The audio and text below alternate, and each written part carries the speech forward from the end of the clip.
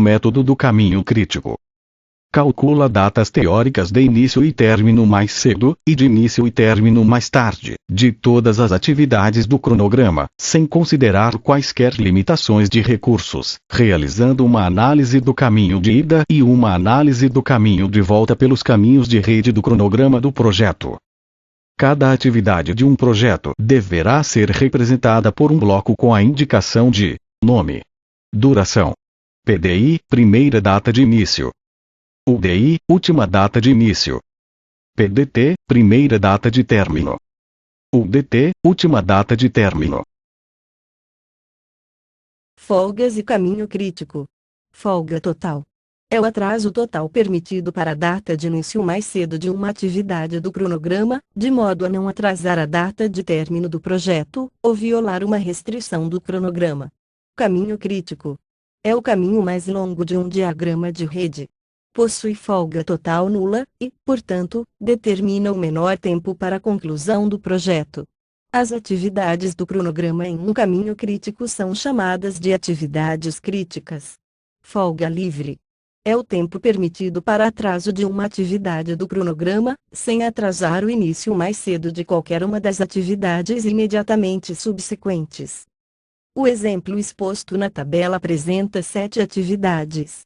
Para cada atividade são apresentadas as respectivas durações. Da mesma forma, apresentam-se as atividades sucessoras.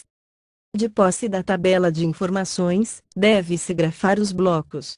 As atividades sucessoras devem ser postas à direita das atividades predecessoras. Cada bloco representando as atividades deve conter o nome da atividade e a duração. Deve-se separar 4 espaços para preenchimento dos tempos de início e de término. A seguir, representa-se por setas as atividades sucessoras, apontando a direção do fluxo de atividades. Inicia-se o preenchimento da primeira atividade, a atividade A. Como não está indicado o momento de início desta atividade, marca-se como PDI o momento 0.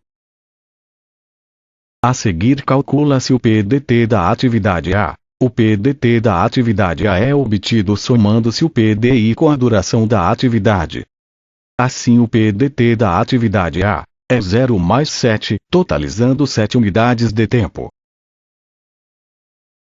No caminho de ida, da esquerda para a direita, o PDI das atividades sucessoras recebem o PDT das atividades antecessoras.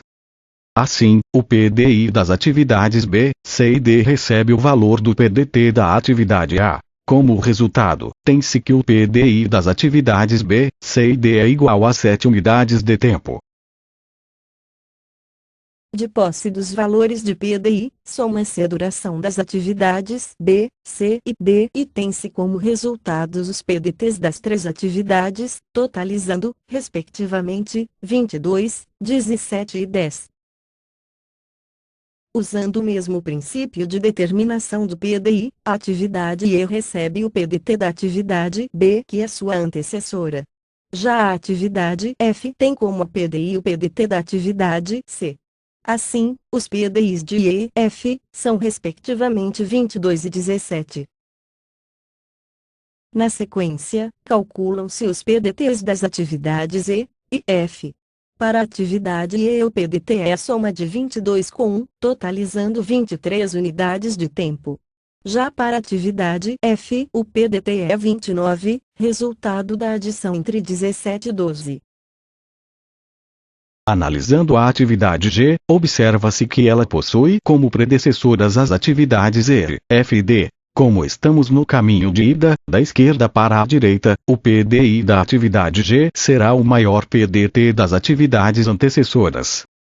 As opções são 23 para a atividade E, 29 para a atividade F e 10 para a atividade D. Sendo 29 o maior entre os 3 valores, este será o valor do PDI da atividade G. Calcula-se então o PDT da atividade G, totalizando 34 unidades de tempo. Aqui termina o caminho de ida com a determinação dos primeiros tempos de início e término de cada atividade. Passa-se então para o cálculo dos últimos valores de início e término. Inicia-se então o caminho de volta para cálculo dos tempos UD e UDT. Agora o caminho é da direita para a esquerda, iniciando pela última atividade. Neste exemplo, a última atividade é a de letra G. Para a última atividade os tempos UDT e PDT são iguais. Assim, o UDT da atividade G é igual a 34. Calcula-se então o DI da atividade G, subtraindo o DT da duração da atividade. Assim tem-se que o DI é igual a 29, resultado da subtração entre 34 e 5. No caminho de volta, G é a única atividade antes de D, F e E. Assim, a última data de início de G será copiada como última data de término de D, F e E. Resultado disso, o DT de D, F e E é igual a 29. Usando o mesmo cálculo, determina-se os valores da última data de início para as atividades E e F. Os resultados são 28 para a atividade E e 17 para a atividade F. A atividade B recebe como última data de término a última data de início de E. O mesmo vale para a atividade C, que recebe o valor de F. Fecha-se as atividades B de bola, C de casa e D de dado com o cálculo dos últimos tempos de início de cada atividade. Usando o caminho de volta, as atividades B, C e D antecedem a atividade A. A lógica no caminho de volta é inversa ao caminho de ida. Assim, o menor valor de UDI das atividades B, C e D é copiado como última data de término da atividade A. O menor valor é o 7 que passa a ser o UDT da atividade A. Calcula-se então o UDI da atividade A subtraindo-se 7 de 7. O UDI de A é igual a 0. Calcula-se por fim os tempos de folga de cada atividade.